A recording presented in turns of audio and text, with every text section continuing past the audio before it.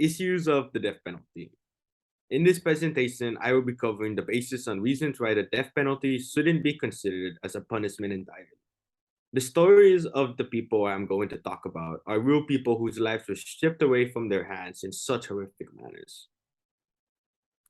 The death penalty represents the most stringent form of punishment administered to individuals who have committed the most horrific crimes possible within the frameworks of the justice system. The death penalty has been employed since the 18th century before Christ and has adapted throughout various historical time periods. The primary objective of implementing the death penalty is to serve as a form of retribution for the gravest of offenses and to act as a function to deter crime for such acts. The death penalty is found to be an ineffective tool in deterring high-level crimes and actually has seen evidence suggesting that states that do use the death penalty have higher crime rates. The death penalty goes against the Eighth Amendment in the United States, as well as the basic right for humans to live. Studies of the death penalty concluded evidence of better alternatives such as life imprisonment without parole, as well as mandatory counseling as a more effective punishment. A total of 20 people from the United States have wrongfully been executed by the government since 1981. These executions happened after years of trials that should have supposedly determined the rightfulness of such punishment in order to be even considered. Out of the 20 people who were wrongfully executed, 15 of them were classified as a minority. Out of all the 20 victims, 2 were white, 4 were Hispanic, and 14 were African American. The evidence suggested demonstrates the significance of race within the sentencing of individuals, who all were supposed to be treated as equals. In one case, the defendant, Brian Terrell, was being charged with 10 accounts of forgery and 1 account of first-degree murder. He was challenged in court 3 times, all of which he won until his last trial. His first trial was found to lack evidence, making the jurors not be able to make any conclusion.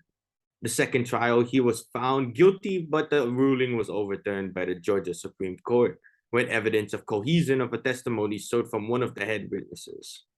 It wasn't until his third trial where he was found guilty and sentenced to death row, where he waited nearly 20 years since the time he was first charged and his final ruling. After all that time, evidence showed that he was not guilty and he had no connection with the murderer. Yet the justice system continuously pursued actions due to the idea of who he was. The community felt as if it was an attack against the minorities and felt as if the possibility of death penalty should be removed entirely. In another case, the defendant, Nathaniel Woods, was sentenced to capital punishment for allegedly luring 3 cops to their death. He had evidence that showed that he himself didn't kill any of the officers, and that there was no connection during the trials that showed him to have a connection to the gunman. This included a written confession note from the gunman stating that he shouldn't have even been incarcerated, let alone executed, stating that Nathaniel had no correlation to the murder whatsoever. All of this evidence, yet he was still punished to such high extents of the law. He was sentenced to death in Birmingham, where the majority of the state is black. Yet his jurors were made of an all-white body, where they concluded his guilt within 3 hours, stating that he should be found guilty and executed by the state. These are just some of the examples to explain how the system fails to properly use the death penalty under any rationale. Other than the lack of treatment amongst the individuals who are sentenced to death by state, the death penalty also goes against the Eighth Amendment right. In one case, the defendant, William E. Van Vert, was given 5 surges of electricity in order to execute him for the murder of his father-in-law. After the 3rd surge, the medical examiner concluded that he was brain dead and was unable to speak due to the brain damage, but was still breathing. The spectators of the action said that he was supposedly squeezing the chair for the entire 17 minutes, fighting for his life. In another case where Alan Lee David, another victim of the electric chair, was electrified by 2,300 volts for nearly 2 minutes straight. He was one of the first victims to try out the plus-side electric chairs and demonstrated many horrific signs of extraordinary pain. Throughout the entire 2 minutes, he was grabbing onto the chair for what seemed like excessive force, as reports say, whilst blood slowly began to leak from his chest due to the extensive amount of pain his body was soldiering from.